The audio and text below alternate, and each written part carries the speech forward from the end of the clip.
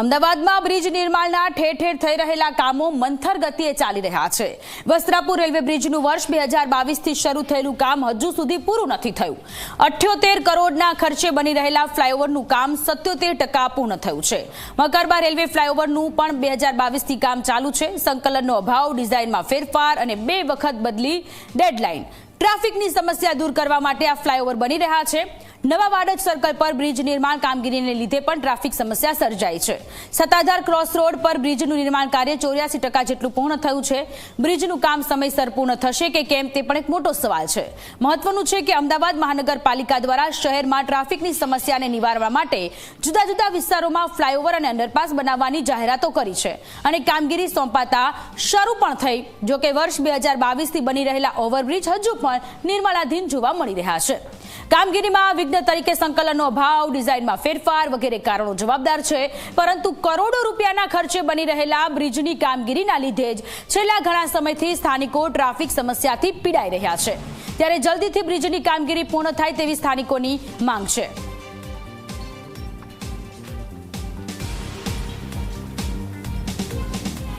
Mega city અમદાવાદમાં સતત વધતા વાહનોને કારણે સર્જાતી ટ્રાફિકની સમસ્યાના નિવારણ માટે અમદાવાદ મ્યુનિસિપલ કોર્પોરેશન વિવિધ વિસ્તારમાં કરોડોના ખર્ચે ફ્લાયઓવરનું આયોજન તો કરે છે, તેની કામગીરી પણ કરે છે, પરંતુ આ કામગીરી કેટલી મંથર ગતિએ ચાલે છે તેનો વિવાદ વધુ વકર્યો છે। એટલા માટે કે છેલ્લા કેટલાય સમયથી જુદા જુદા વિસ્તારમાં જે અત્યાધુનિક ફ્લાયઓવર કરોડોના ખર્ચે બની રહ્યા છે, કોઈક ને કોઈક વહીવટી કારણ અથવા તો સ્થાનિક કારણે આ કામગીરી લંબાતી જાય છે।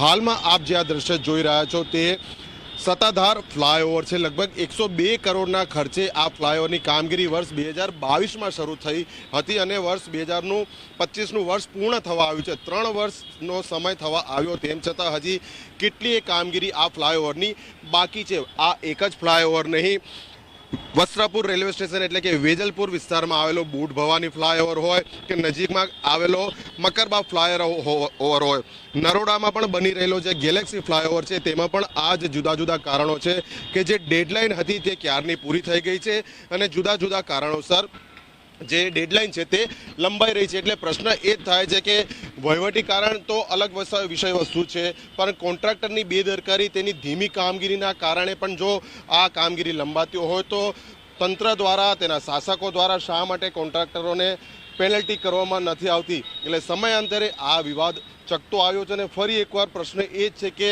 કાચબાની ગતિએ આ ચાલતી કામગીરી આખરે પૂર્ણ ક્યારે થશે, જેથી કરીને જે શહેરીજનોના ઉપયોગ માટે આ ફ્લાયઓવર બનાવવામાં આવી રહ્યો છે તેનો તેઓ ઉપયોગ કરી શકે। કેમેરા પર્સન તુષાર શાહ સાથે અર્પણ કાયદાવાલા, ઝી મીડિયા, અમદાવાદ। તો નોંધનીય છે કે આ મામલે આપની ચેનલ ઝી 24 કલાકે જ્યારે એએમસીના રોડ એન્ડ બિલ્ડિંગ કમિટીના ચેરમેનને પ્રશ્ન કર્યો ત્યારે તેમણે આ વિષયની જાણે ગંભીર ન હોય એ રીતે વિવિધ કામોની મંથરગતિ મુદ્દે જુદા જુદા કારણો આગળ ધરીને કામગીરી પૂર્ણ થઈ જશે તેવું જણાવ્યું।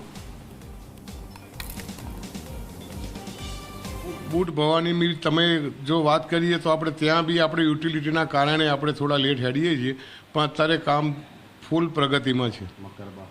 મકરબામાં બી એ જ પ્રોબ્લેમ હતો, ત્યાં થોડી ડિઝાઇન બદલવાની થઈ હતી મકરબા ટોરેન્ટ પાવરનું સ્ટેશનના હિસાબે, એ બી કંઈ આપણને સોલ્વ થઈ ગયો છે પ્રોબ્લેમ, એ પણ અત્યારે કામ પ્રગતિમાં ઉપાડેલું।